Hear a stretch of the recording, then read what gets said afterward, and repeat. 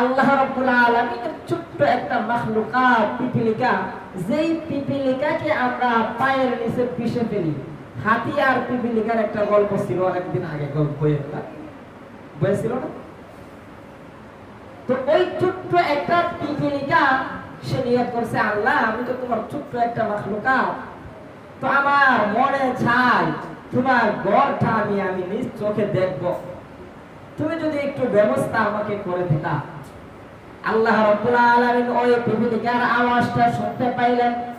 হযরত জিবরাইল আলাইহিস সালামকে বললেন, ও জিবরাইল, আমার ছোট্ট একটা মাখলুকাত, তাহার মনে ইচ্ছা হইছে, তাহার মনে আগ্রহ জাগছে, আমার ঘরের প্রতি তার অন্তরের ভিতরে মুহাব্বত তৈরি হয়ে গেছে, তার তো মন চাইতেছে আমার ঘরটা সে নিজ চোখে দেখবে।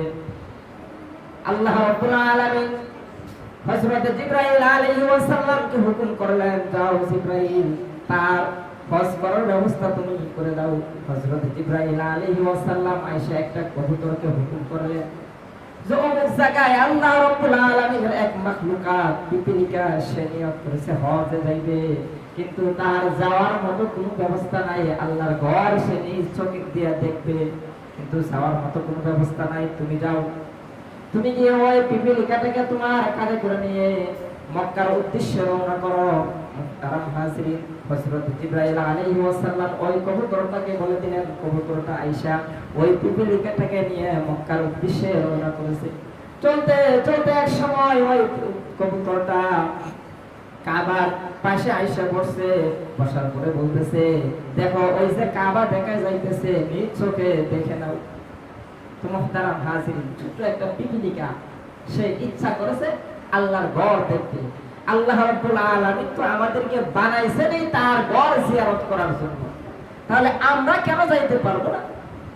পিপিলিকাকে আল্লাহ রাব্বুল আলামিন ইবাদতের জন্য বানাই নাই, বানাইছে, বানাইছে। কিন্তু মানুষ, তুমি চিন্তা করো, সব চাইতে সুন্দর করে আল্লাহ রাব্বুল আলামিন তোমাকে বানাইছে। ময়না পাখিটা এত সুন্দর করে গান গাই, বসন্তকাল আসলে কোকিল এত সুন্দর করে ডাকে। কোকিলকে যদি জিজ্ঞাসা করেন, কোকিল এত সুমধুর কণ্ঠ তুমি কোথায় পেলে? ময়না পাখিটাকে যদি বলেন, ওগো ময়না পাখি, এত সুন্দর আওয়াজ তুমি কোথায় পেলে? মাছরাঙা একটা পাখি আছে, দেখতে অনেক সুন্দর, ওই মাছরাঙা পাখিটাকে যদি বলেন, ওগো পাখি, এত সুন্দর সুন্দর রং তুমি কোথায় পেলে? ওই পাখিটা ডাক দিয়ে বলে, ওগো মানুষ, আমি যে সুন্দর এটার কোনো প্রমাণ নাই। ওই ময়না পাখিটা ডাক দিয়ে বলে, ওই বুলবুলি পাখিটা ডাক দিয়ে বলে, ওগো মানুষ, আমার গলার কণ্ঠটা যে সুন্দর, আমাকে যে আল্লাহ রাব্বুল আলামিন সুন্দর কণ্ঠ দিয়ে বানাইছে, এটার কোনো প্রমাণ নাই। কিন্তু মানুষ, তুমি যে সুন্দর, তুমি যে সৃষ্টির সবচাইতে শ্রেষ্ঠ, এটার প্রমাণ আল্লাহ রাব্বুল আলামিন নিজেই কোরআন পাকের ভিতরে দিয়েছেন। লাকাদ খালাকনাল ইনসানা ফি আহসানি তাকওয়িম। আল্লাহ রাব্বুল আলামিন বলেন, এত সুন্দর করে আমি মানুষ বানাইছি, অন্য কোন মাখলুকাতকে এত সুন্দর করে আমি বানাইনি। তো মুহতারাম হাজিরিন, বলতেছিলাম, মনে শুধু ইচ্ছা থাকলে, নিয়তটা পাকাপোক্ত থাকলেই যে কোনো ইবাদত করা, যে কোনো কাজ করা আল্লাহ রাব্বুল আলামিন সহজ করে দেন।